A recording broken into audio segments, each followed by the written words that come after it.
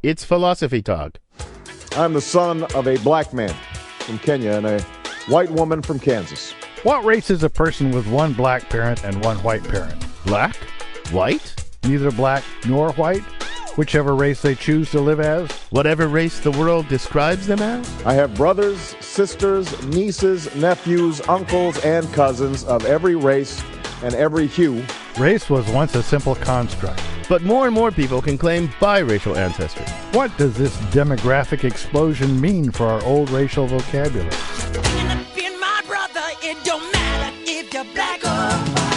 Is one drop still enough? Our guest is Michele Elam, author of Mixed Race in the New Millennium. You know, I've always maintained that Obama is an Irish name. You just put the apostrophe after the O and we're all set.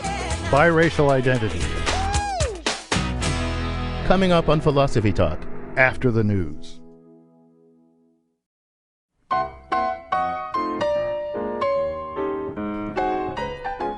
Welcome to Philosophy Talk, the program that questions everything.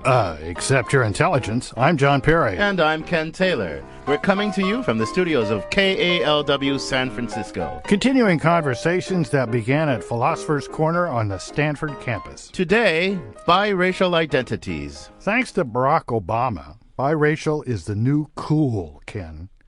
But what deep philosophical questions does that raise? Well, it raises lots of questions. I mean, biracial identities challenge our understanding of race. I think biracial identities actually threaten to push our old concepts of race to the breaking point.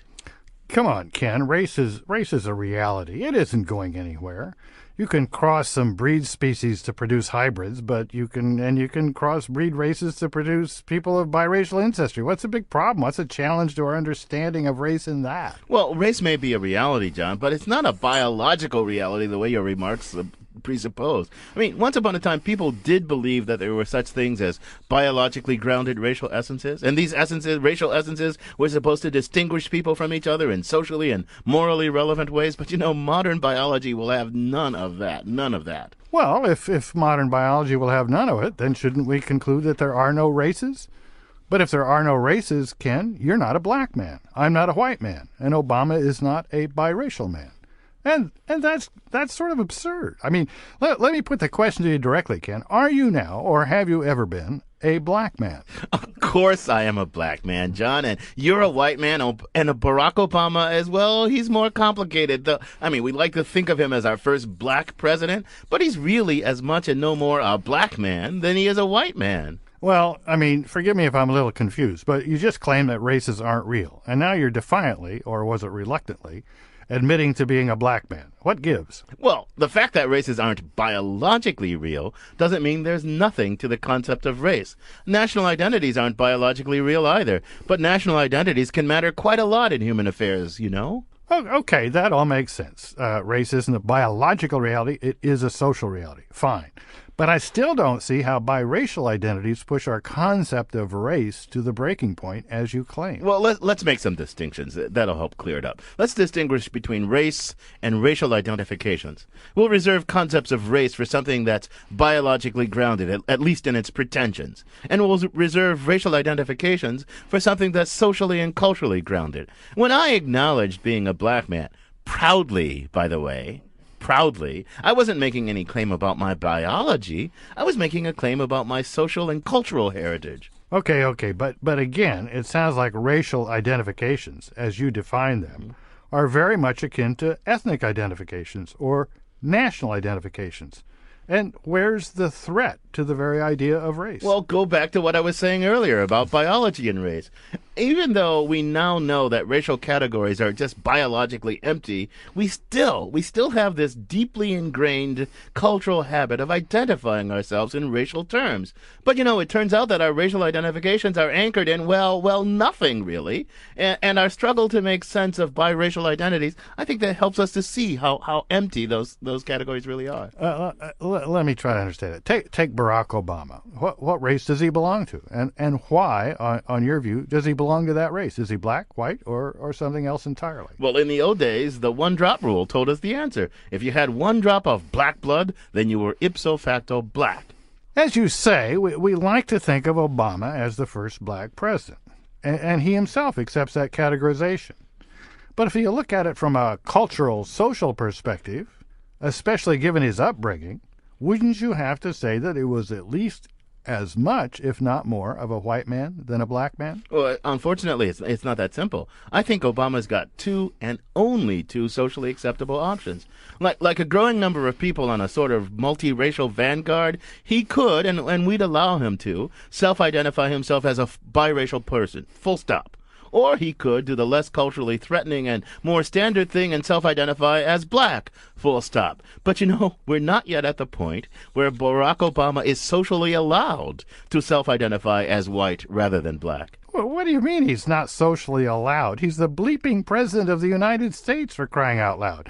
Surely he's free to self-identify as whomever or whatever he chooses. You know that's not true. You and I both know that's not true. It may not be conscious, but white people and black people alike have a deep cultural investment in maintaining the racial status quo. The majority of us sort of force biracial people into our old, comfortable racial categories. And mostly we pigeonhole them into the socially marked race. In America, that would be the black race, rather than allow them into the socially unmarked race. That in America, that would be the white race. Not even the president of the bleeping United States can change that fact, even if he wanted to. This is very complicated stuff, and as usual, you have an unusually subtle point of view, which seems to be that you're terribly proud to be a black man, which is a racial identification that is based on nothing. So we've certainly got a lot to think through. We do, and to help us, we'll be joined by Michele Elam, author of the forthcoming Mixed Race in the New Millennium, in a little bit. And we'd like our listeners to help us, too. You can join the conversation by calling 1-800-525-9917. But first, we'll hear from someone who has first-hand experience at navigating the complex waters of biracial identity. That would be the granddaughter of our very own John Perry. Our roving philosophical reporter, Julie Napolin, files this report. When I walk down the street, I'm a black person. I'm not a biracial person. Anissa Tanksley is a 16-year-old student at Brannan High School in San Jose, California. She says she's always had trouble finding her place in the world because of her biracial identity. My mother is Irish and my father is African American. My parents were divorced when I was younger, and I'm not in connection with my father at this point. While she sees her African American aunt and cousins frequently, she's always felt at odds with them. Because they're my only, connection to my African American, roots. It seems that I'm just like the visitor, not really part of it. I mean, and they love me dearly and I love them too, but it just seems that I do not fit in the same way. Anissa doesn't feel like she fully fits into her white family either, or with the friends she grew up with at her mostly white school. When I'm around people that aren't black, it kind of manifests itself that I am black. I don't see the half white in me, or I don't recognize it, and it seems that it's not recognized around me. When I'm around a group of white people, I always feel like there's something between me and them, and that creates a barrier. She says that barrier is largely due to her skin color and not just the social perceptions attached to it. It's hard to look at friends and family and think, I don't look like you. When I'm around black people, I do realize that I'm half white.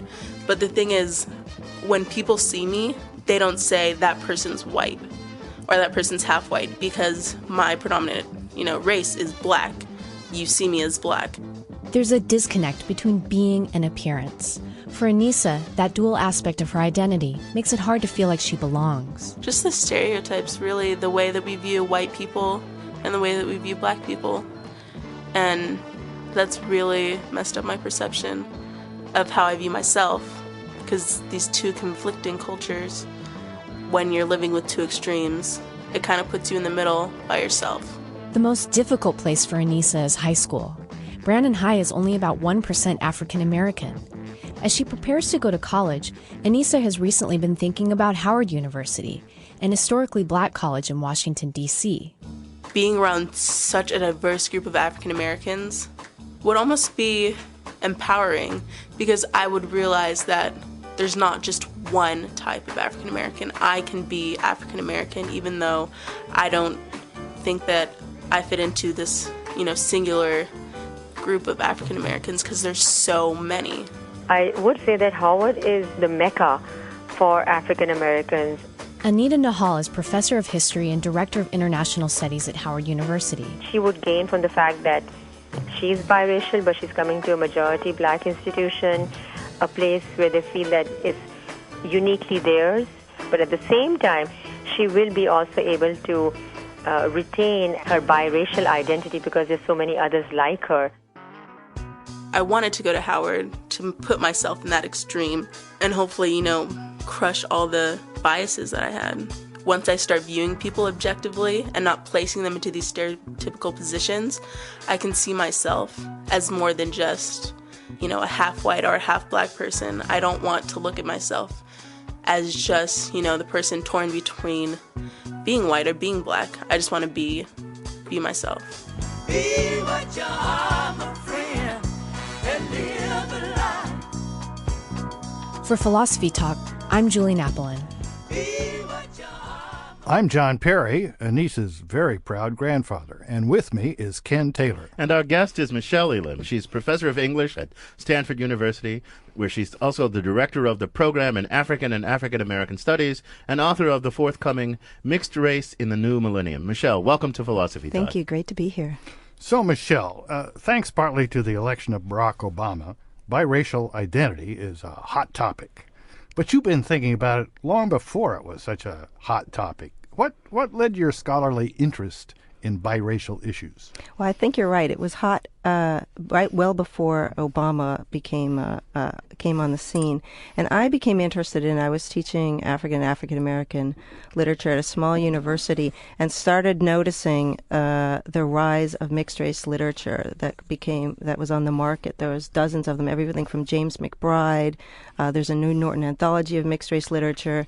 The New York Times came out with not one but two full-page spreads about Generation Ambiguous, that they were the new A-list, the new mulatto glam. So you could see it in the cultural realm. And also an image of me had been suddenly appeared on a website for new mixed race studies that I didn't know existed. Somehow they'd gotten a picture of me looking racially ambiguous and biracial myself, and had in some ways I was noticing that particularly young people were exploring it in student organizations and mixed race advocacy organizations across the country. And that turned my attention to looking at it as not just something that I was experiencing, but also that was a field of study that was emerging. So given you've thought about it a lot, let's get your fix on race. Now, biologists agree that race is a biologically empty or extraordinarily thin way of classifying people, but race is socially and culturally very important. Mm-hmm. How should we think of it? Are racial identities like ethnic identities, or is that the wrong way to think of it? Oh, I think it's really good, and I thought that the setup was very helpful, that in some ways race is both social ascription, it's how people understand you and how you've been categorized, but it's also sometimes, depending on the circumstances, part choice.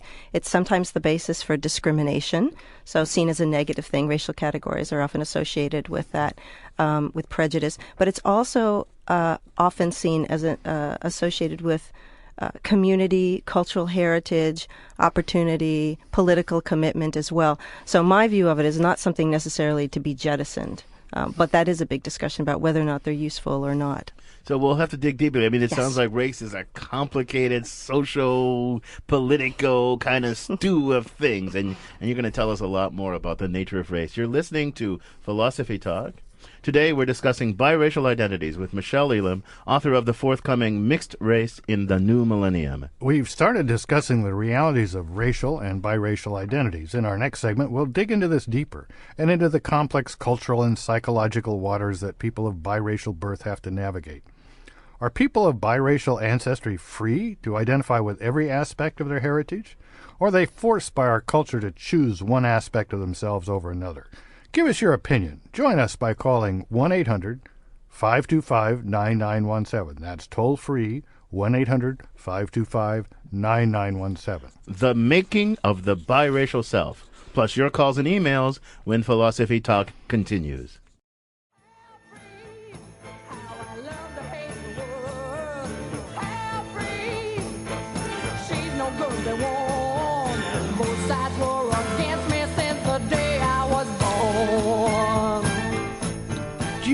ever consider yourself a half-breed? Do you have friends who do? We're looking at the complex issues facing biracial people. I'm John Perry. And I'm Ken Taylor. This is Philosophy Talk. Can biracial people identify with every aspect of their racial heritage, or are they forced by society and culture to favor one aspect of themselves over another? Why is Barack Obama, who biologically speaking is equal parts white and black, and culturally speaking is perhaps more white than black, universally identified as our first black president, rather than our first biracial president, or just another in a long line of white presidents? Join in the conversation. 1-800-525-9917. That's toll free, 1-800-525-9917. Or email us at comments@philosophytalk.org. Our guest is Michele Elam from Stanford University. Okay, Michele, let's get into this. Just Yes, about Ken. everybody in America, everybody I know, is perfectly all right with Barack Obama self-identifying as black. And I think most people would be all right, still all right with him if he chose to self-identify as biracial, which in some contexts he sort of does. But I suspect that almost nobody would be all right and would accept it if he called himself white rather than black. Tell me what's up with this complicated stuff. I think that's totally fascinating because he was a crucible for all the anxieties about racial identification, because I don't think a lot of people identified him as black in the beginning. We've forgotten all of that discussion because at the inauguration, everyone came together and somehow there was a consensus that this was our first black president. But before, there was all these debates. Is he black enough? Is he too black? What kind of black is he? I agree that his being identified as the first black president is some kind of complicated outcome of a complicated dynamic, right? But by now, I think we're all right with that, and lots of people are really proud of America for this moment. Lots of people. Yes. Right? And I think if he had chosen, it would have been a different dynamic. If he had chosen all the way through to insist upon his biracial identity, I think maybe fewer, but still a lot of people would have accepted that, right? But I'm looking at the other end. Why can't he identify as white? There's some prohibition. There's some barrier to his identifying as white. And I think that shows something about the way these identifications I don't know. I think that's work. an odd way into the question, because part of it is why is that held out as the one thing that we wish, the freedom that we wish he No, could it's have? not the freedom that I don't wish anything. I'm just noting the fact That he There's cannot an identify asymmetry. as- He's got one Yeah. black parent, one white parent. He was raised in a predominantly Yeah. white setting, right?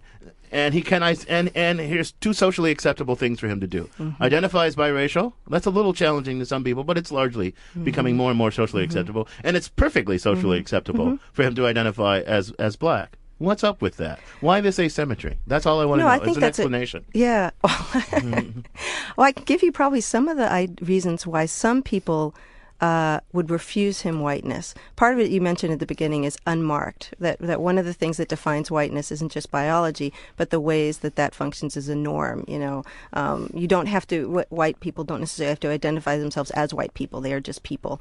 And so one of the things is he's going to go through the world and he's going to be racially marked and identified. So that social ascription part of his identity is something he can't just will away. He can't just wake up in the morning and decide he's going to be a white man. So that's part of it.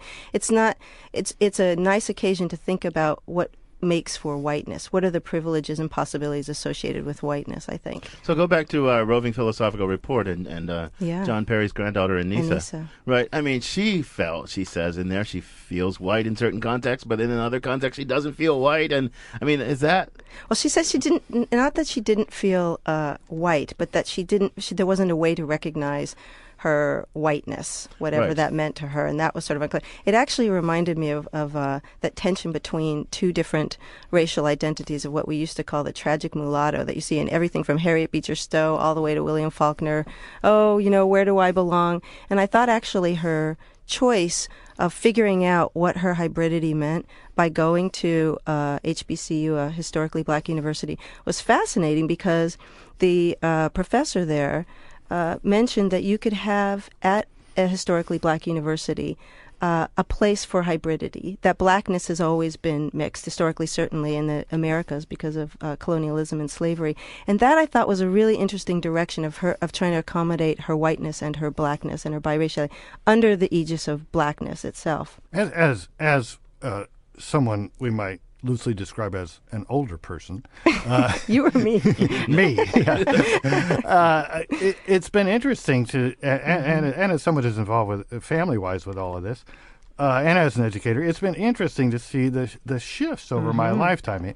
I mean, when I was, becoming old enough to understand all this, being a light-skinned African American was a kind of a pretty good thing from a ordinary social point of view. In some of the southern colleges, some sororities only allowed people in that passed the paper bag test, but then came Black is Beautiful, and all of a sudden it was hard to get biracial kids adopted into black families, and rock stars were picking the darkest woman they could find. And now we seem to be, in kind of era number 3, where being biracial is cool again. So, and yet this is all based on categories that really, physically, biologically, have no significance whatsoever. So philosophically, it's kind of fascinating how we've got something from nothing. It's definitely generational. I think that's been fascinating to see that apparently something like 80% of the people who identified on the census as more than one racial category were under the age of 25. So this idea of a mixed race category as something separate from like Latino, which has been historically very mixed, or Black, which has often been mixed, is a new kind of form, a new sort of identity. And so you're absolutely right in that sense. It is a generational shift. So since we've got Obama in the mix, maybe we should bring in Tiger Woods too. Yeah, because those Halle are and two, Mariah Carey. Yeah, but Tiger and Barack, if I may call them familiarly, take very different views here. Yeah. Tiger just says, "I am who I am." That's it. Well, he says actually more than that. He says he's Cablinasian. Right. So Okay. Made up a category. Right, exactly. Right. So, but that's the way kind of emphasizing, don't categorize me with your old tired categories. Right. Barack, on the other hand, in terms of his life choices as well as his rhetoric, says, I am African American. I am Black. It's fascinating. Well, one is a politician and one is a golfer. That may explain it. But we're talking about biracial identities with Michele Elam from Stanford University. We'd love to have you join this conversation. 1-800-525-9917. That's 1-800-525-9917. Or, as always, you can email us at comment@philosophytalk.org. And we've got callers on the line now. Mary Jane in San Francisco. Welcome to Philosophy Talk, Mary Jane. What's your comment or question? Well, I am from a mixed race parents, and my parents were born in 1929. When they were married, their parents wanted to put them in insane asylums because they were in such a shock. And when we went out any place, everybody would stare at us as if we were part of a circus, because we, as a family, mixed race family, were stared at constantly. I remember in the 1950 census, I was asked to pick a color. They asked me what color my mother was, and I just never thought of my mother as being a color or a race. It was only my mother. And when it came to me, they asked me what color I was, and I said I refused to pick one or the other. And it was that when I realized that society would try to make you into one race or another. When the war came along, I was beat up all the time because I was Japanese in Pennsylvania. And then I went to Japan, and I realized I wasn't Japanese. I was American. So the emphasis should be on cultural identity, I think, and more discussion should be on that. Okay, thanks for the comment, Mary Jane. Michele, what do you think? Well, I think that's a really moving account, actually. And one of the things that it reminds us of is that historically being mixed race was often made you the subject of derision, of legal penalties. Of course, until the Loving decision in 1967, it was illegal in many states to intermarry. And so one of the things that's curious is that now in the contemporary moment, you have this glamorousness associated with mixed race, even though the actual stories of people, as Anissa's story and this one, the callers suggest that still there's discrimination. And so that's one of the things that's fascinating for me, which is how is it that you can have this popularization of mixed race at the same point that does absolutely overcome some historical discriminations, and yet we still have racial inequity in this country. That's an important point. I want to go back a second to a question I asked for an explanation, and you gave me one, but I still want to press it a little bit. I think there's a deep reason why mixed race people are not free to identify with the socially unmarked race, right? Because the marked race is often oppressed, Right. And an act of identification with him is an act of solidarity. Absolutely. And an often, act of disidentification with him is an act of, well, racial apostasy. Sure. some kind of betrayal, some kind of Right. separation.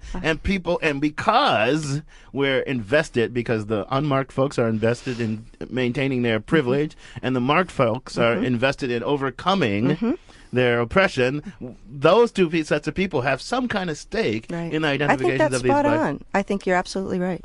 So Michele, you've written about the way our schools are facing up to the challenge of dealing with biracial children and how they feel about things, and you're not totally satisfied with the way it's going. Could you say a little bit about that? Yeah, it's been fascinating because there's been a whole plethora of children's books that come out that's supposed to be helpful for mixed-race children. There's a lot of K through 12 curricula aimed at mixed-race children.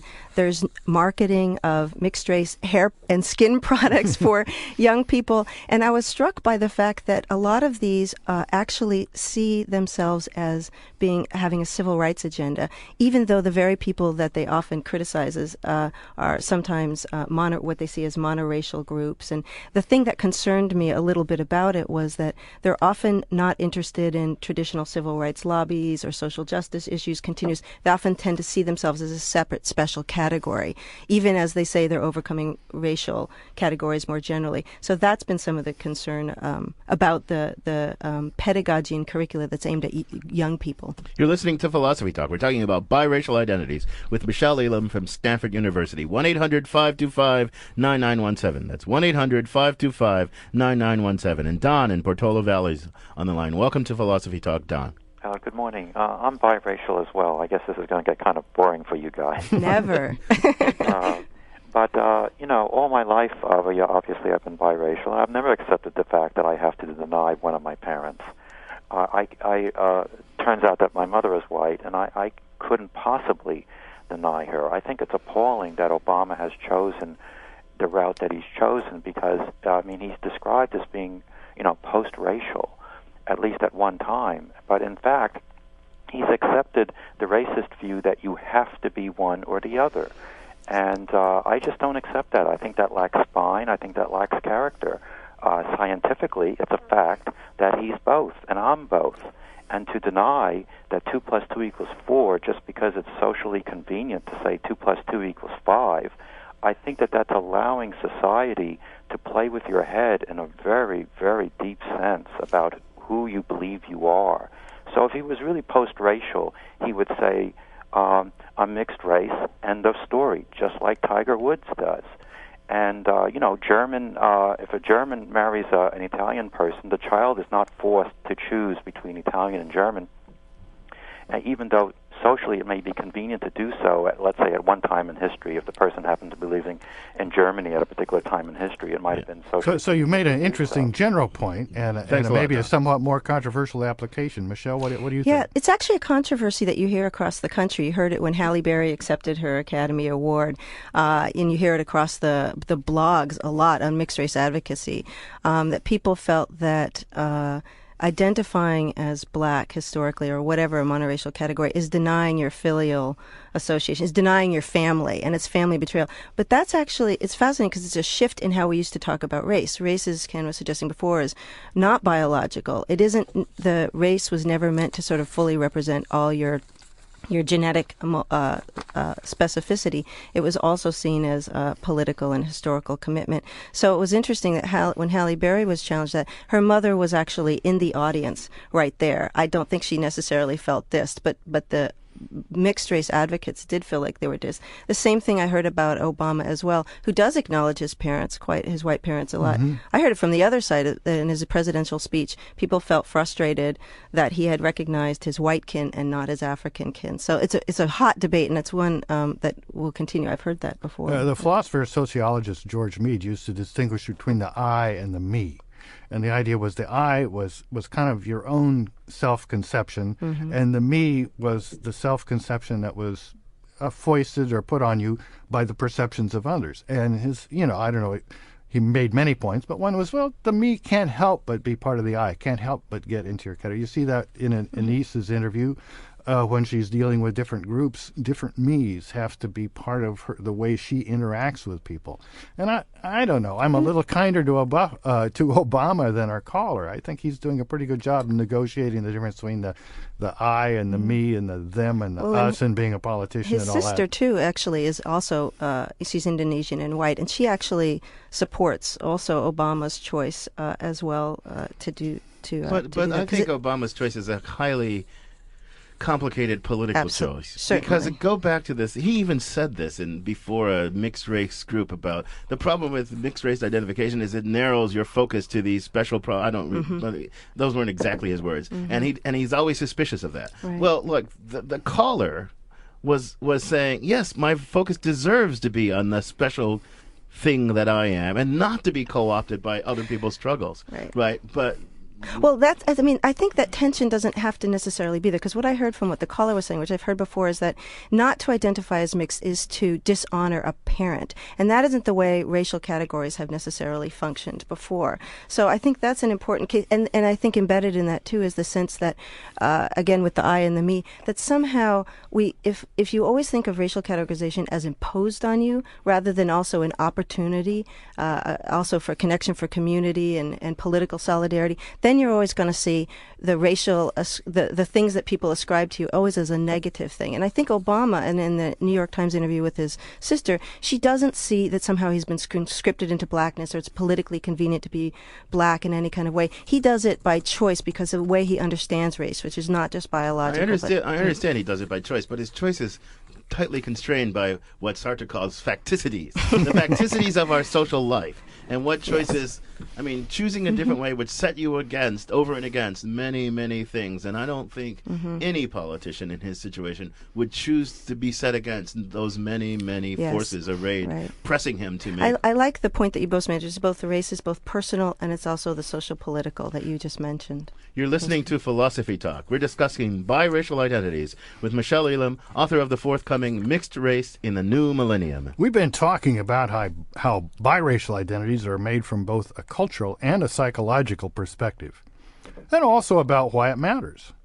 In our next segment, we're going to push on. We're going to examine whether biracial people really are the vanguard of a post-racial society in which the categories of race are finally and simply jettisoned. Toward a post-racial age? When Philosophy Talk continues. Can't judge a book by looking at the cover. You got your radio turned down too low. Turn it up. You can't judge a book by its cover, but you can judge a man's race by looking at his skin pigmentation, can't you? Or can't you? Or can you? I'm John Perry. This is Philosophy Talk, the program that questions everything. Except your intelligence. I'm Ken Taylor. We're talking about biracial identities. Our guest is Michele Elam from Stanford University. We've got a whole lineup of callers on the line. Tim in Alameda. Welcome to Philosophy Talk, Tim.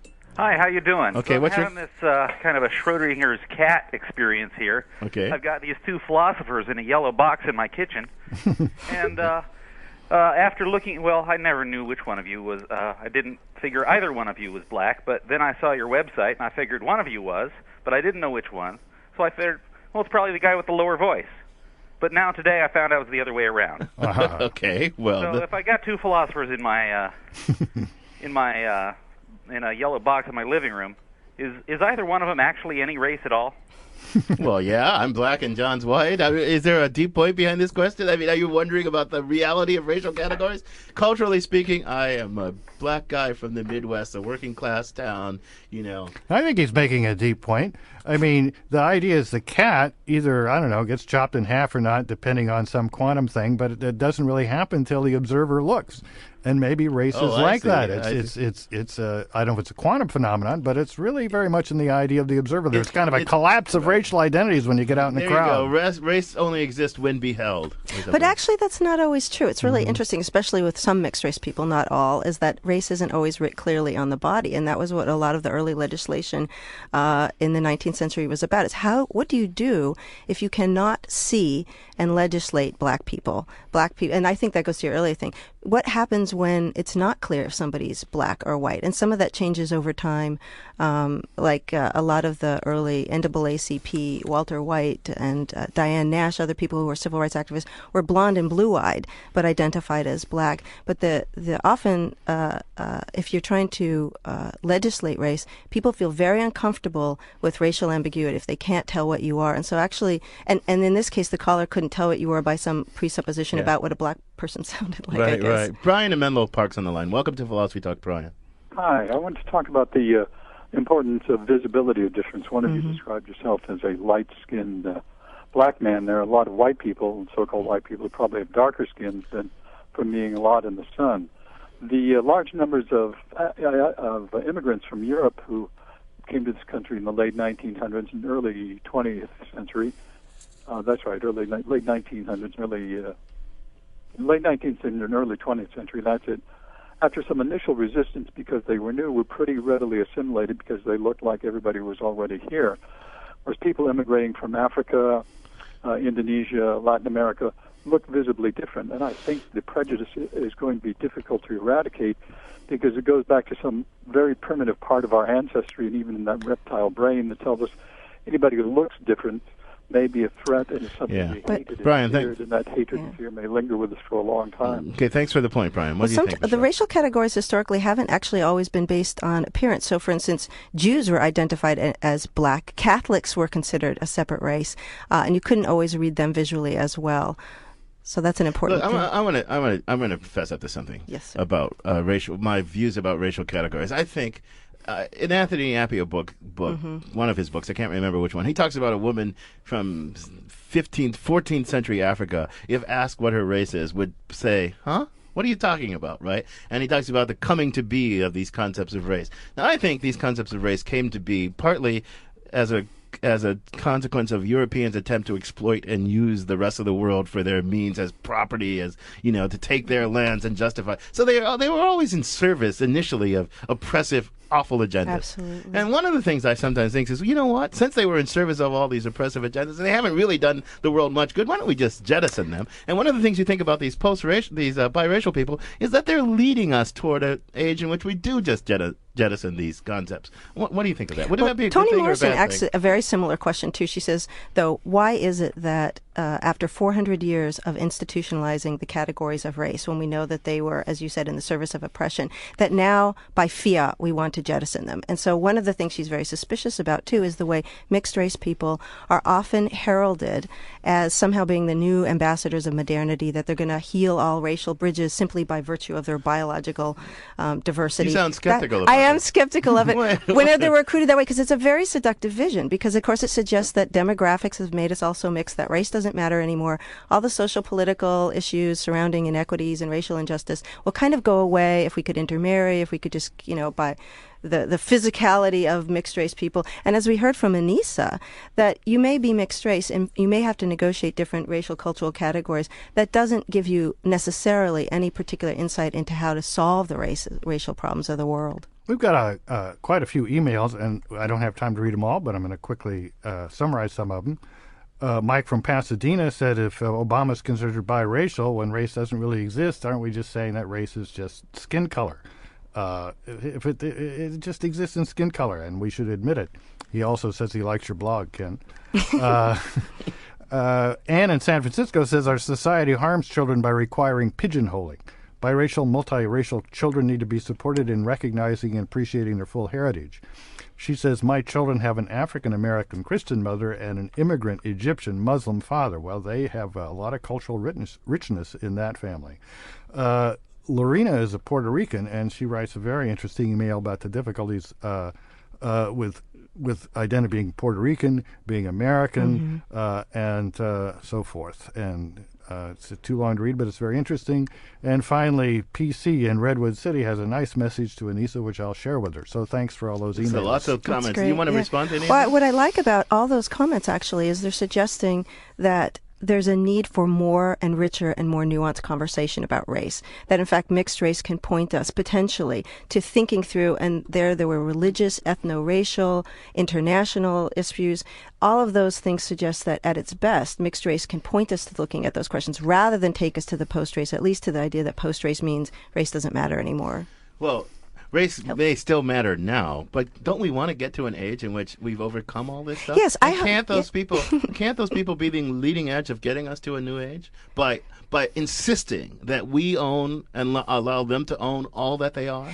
If that was actually how they were emerging on the political scene. I think when you think about the glam and the celebration of the beauty and ambiguity of people, there's often the thing that's so popular about them is that they seem shorn of all their cultural specificity in the media and the news and so on. So they potentially could, but I don't think by virtue simply of their mixed race identity. I don't think that they are necessarily the ambassadors by virtue of that. I think that's a collective thing for us all. I take your point. We've got lots of callers on the line, and next is Joaquin in East Oakland. Welcome to Philosophy Talk, Joaquin. Hi, I'm got a Cherokee great-grandmother way back there, but you'd never know it to look at me. And I understand why you're saying that there's no basis for race, but I think you're neglecting a really important point, which doesn't matter at all except that it allows us to call people black if they have any touch of the tar brush, and that is that there are certain genes that are highly dominant and they affect skin color, the shape of the face, and the hair. And therefore, if you have a black or African great-grandmother, it can show in your face. But Joaquin, let me tell you, it was Cherokee, it doesn't show. Well, Joaquin, let me tell you a fact. Take two people from sub-Saharan Africa, the black belt, from separated parts. They will be more dissimilar to each other, right, than any of them are to some European. Yes, I know so that. There are no genetic sort of. Race is not genetically salient. Genetically. I know that. I'm talking about it shows in your face when you have an African ancestor. But I mean, Ken, you do have things like sickle cell anemia and things like that. So it's not. It may be biologically very thin, but it's not totally like non-existent. Well, that's a larger issue. I think that's actually where it'd be interesting to go, because I know Henry Louis Gates at Harvard and all those new genetic testing for race have been very popular and do suggest that even if it's, I would disagree with the caller that it's somehow written in the race on the face more with African Americans than with Native Americans, and somehow that doesn't mean that it's not salient also in terms of health disparities and issues. And you raise a really good point that that's a fierce debate out there, actually, all those swabbing and the testing. So, I mean, in response to the caller, and maybe inconsistent with what I just said, I'd say we may be much more attuned to recognizing the features that indicate blackness than we are the ones that indicate Cherokee-ness. For in the case of Barack Obama, his hair is, I think, as much as his skin color. I think this is a dangerous route to go down, though. I do. I do. And I think we're getting near the bottom. I want to try and get through some more callers. We've got a ton of callers. We seem to have pinched a nerve here. Beth in San Francisco's on the line. Welcome to Philosophy Talk, Beth. Hi, thank you. Tell us your comment or question. Well, this sort of dovetails with or goes against what the last caller said. I look completely white, but I am mixed race. Both my parents appeared white, but my grandmother, not my great-grandmother, but my grandmother, was what was referred to at the time as mulatto. I'm 46 years old, and I remember in the 60s when I would go out with my grandmother, she often was treated very poorly, and when I would say to people, don't treat my grandmother that way, they would say, oh, this isn't your grandmother, it's just your housekeeper or your nanny or something, which was very offensive. But I was never treated that way. I got to see it because there was my grandmother, but I had blonde hair, my brother had blonde hair. There were two little blonde-head white kids walking around for all those people cared. So I think a lot of our identity is formed by people's perception, or visual perception of us. So however, I did have cousins in South Carolina that referred to my brother and I by using the N-word. Well, Beth, thank you for the interesting story. You got any quick? I think it's a great comment, and it's a useful one, because a lot of mixed race people do struggle with the fact that they may not visually register to certain people as of color. But that doesn't mean that they haven't had experiences themselves or with family members or friends where they see discriminatory practices. And that, I think, is very useful for mixed-race people to think about both light-skin privilege, because the fact that you perhaps didn't experience the same discrimination but were bearing witness to it means that you do understand the way your particular position as a mixed-race person is continuous with civil rights and social justice issues. Okay, we've got time for one last caller. Shan in San Francisco, you're our final caller. Thank you so much. I am a half Russian, half Lithuanian, first-generation Jewish itinerant poet to share a haiku with you. Okay, go. And the word I like is blend. No more need to bend. We're all part of the 21st century's blend. And this is honoring the young people who got us a new president. Okay, thank you so much for that, caller. Michele, on that note, I'm going to thank you for joining us. It's been a wonderful conversation. Oh, thank you, Ken, and both of you. Our guest has been Michele Elam. She's professor of English at Stanford University, director of the program in African and African American Studies, and author of the forthcoming Mixed Race in the New Millennium. So this conversation continues. I've already started a blog. You can go to our blog and leave a comment there, and it's also on our Facebook page. And you can download podcasts of our program from our website as well. For the final word, we're going to turn to the fastest half-breed around, Ian Scholes, the 60-second philosopher. Ian Scholes. Mulatto sounds like the name of a car, doesn't it? The 2009 Ford Mulatto. But it was actually a cultural trope that existed in the U.S. in the 19th and 20th century, the tragic mulatto. A person of mixed race, almost always female, who tries to pass for white with, well, tragic consequences. The 1933 Fannie Hurst novel Imitation of Life told the rags-to-riches story of a poor white widow and the black nanny she hires for her daughter, who herself has a light-skinned daughter, Peola. Peola and the widow's daughter grow up together, and Peola becomes conflicted about her white appearance and her black identity. Eventually, she runs off to South America with a white guy, causing her poor mother to die from heartbreak. This overheated potboiler was made into a movie twice, in 1959 as a Lana Turner vehicle, and back in 1934 with Claudette Colbert and Freddie Washington as Peola. Freddie Washington was herself of mixed race. Despite the enormous success of Imitation of Life, she found it hard to find work. She got a role in The Emperor Jones, but her skin was darkened with makeup, so viewers wouldn't think Paul Robeson was pitching woo to a white woman. She was too white to play black and too black to play white, so she became an activist. She helped form the Negro Actors Guild of America in 1937, was active in the NAACP, and worked to help black actors get better, less stereotypical roles. In 1953, she was casting consultant on the Otto Preminger movie Carmen Jones with Dorothy Dandridge, an all-black musical adaptation of Carmen, the Bizet opera. Dorothy Dandridge became the first African-American woman to be nominated for Best Actress Oscar, which she lost to Grace Kelly, the whitest actress perhaps who ever lived. Freddie Washington was also casting consultant for 1959's Porgy and Bess, which also starred Dorothy Dandridge in her last major role. Dorothy Dandridge, of mixed race, had been dubbed the Sepia Siren in the 40s. Her first marriage to dancer Harold Nicholas ended in divorce. She had a stormy affair with Otto Preminger. She made Island in the Sun, the first Hollywood movie to openly portray an interracial relationship. She married a white restaurateur who beat her and bragged about it. After that divorce, she found that her managers had robbed her, forcing her to sell her Hollywood home and move to a small apartment. Though quite popular as a performer in the 40s and 50s and famous in a Britney Spears kind of way for her volatile private life, work dried up. She suffered from depression and substance abuse. She was found dead in her apartment in 1965, aged 42, from an antidepressant overdose. Freddie Washington passed away in 1994 after a long and fulfilling life at the age of 90. Halle Berry, also of mixed race, played Dorothy Dandridge in a 1999 HBO movie. She became the first African-American actress to win Best Actress for 2001's Monsters Ball.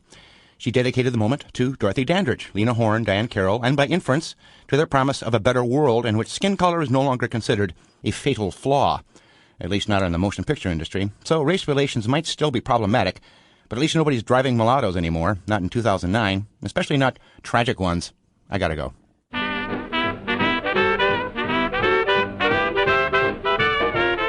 The tongue-twisting wisdom of Ian Scholes, the 60-second philosopher.